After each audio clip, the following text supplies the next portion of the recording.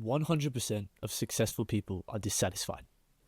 This isn't some sort of comforting statement that you should find, solace in. It's not some feel-good mantra that you want to repeat to yourself when you're cozy in your routine, telling yourself that you're working on it. No, this is a truth that rips through your excuses and lies. If you think that satisfaction equals success, you are dead wrong and you need to rewire your brain. Satisfaction is your biggest enemy.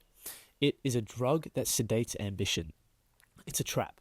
Every single person who ever achieved something worth a damn carried a deep, growing dissatisfaction within them.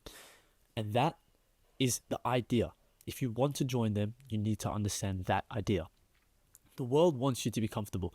Society will sell you this dream of, being enough, a steady paycheck, a decent car, some likes on some social media, weekends free for Netflix and pub, But that enough is wrapped in a lie. Is a lie wrapped in a pretty package. It's a cage which you're trapped in. It's satisfaction is the cage. The lock is satisfaction. I think I fucked it up. Wait. The lock for that cage is satisfaction. Because once you are satisfied, you stop pushing, you stop trying, and you stop trying to achieve your dreams. And once you stop trying, you are dead. Not physically, but in every single way that matters. Think about it. No individual who ever changed the game, who redefined what was possible, ever said, yeah, I think I'm good now. No, they all were marked by a single burning hunger, a dissatisfaction that made sleep a luxury and comfort a weakness. Steve Jobs was never satisfied with his iPhone. Elon Musk isn't satisfied with Tesla or SpaceX. He went to space. He said, let's go to Mars next. Oprah Winfrey never stopped when she became, a media giant. Instead, these people kept tearing down their own achievements over and over because satisfaction to them felt like a slow death. Dissatisfaction is the chaos that lives within you.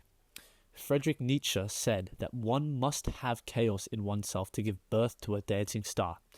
That chaos, that unrest, that refusal to settle, that is what fuels greatness. It may be uncomfortable and it may be lonely and it may tear at your mind and disturb your sleep. It may drive wedges between you and the people who choose to settle, but it is the only way forwards. Be warned, however, this dissatisfaction isn't about hating who you are or what you have. Instead, it's a raw and it's a ruthless demand from inside that tells you you're not done, not by a long shot. It shoves you out of bed in the morning before the sun is even up, and it keeps you awake long after the sun sets because there is still work to do. The job is not finished. You haven't earned your rest yet if you haven't completed your goals. That's the mindset you should be living. Dissatisfaction is, however, a double-edged sword, and if you do not manage it well, it can destroy you from inside. It can spiral into envy, bitterness, jealousy, and a toxic sense of, never feeling to be enough. The line between hunger and self-loathing is very, very thin, and the successful are the ones who learn to channel that dissatisfaction and to use it as fuel instead of poison. A majority of people will run away from that feeling because they're scared of those thin lines. They'll numb it with distractions. They'll numb it with shallow work, social media, or even worse, complacency disguised as contentment. They'll tell themselves over and over, I'm doing fine, while their potential will rot in silence. Meanwhile, those who accept dissatisfaction, those who embrace that gnawing hunger, rise. There is no middle ground. There is no common ground between the two. You're either satisfied and stagnant, or you're dissatisfied and growing. If you want the genuine ladder, you need to rewrite how you think about your life and your work. Forget that comfort zone, forget that balance. Comfort zones are simply graves for dreams. They'll lull you into a false sense of security and they'll dull your edges. Growth is the thing that comes from discomfort, from those sleepless nights, from pushing beyond your limits, from sacrifice. That means losing sleep, missing out on social events like parties, and sometimes even feeling isolated because the people around you don't understand your passion and your drive. Success isn't a reward to these things. Instead, it's a punishment disguised as glory. It demands relentless dissatisfaction. It constantly asks you to keep tearing down your own progress simply to keep fighting the urge on the rest of your laurels. Because every single time you stop pushing, someone else is moving past you and they are achieving your dreams. Look at the stories of all the greats throughout history. Every single one of them had one common theme.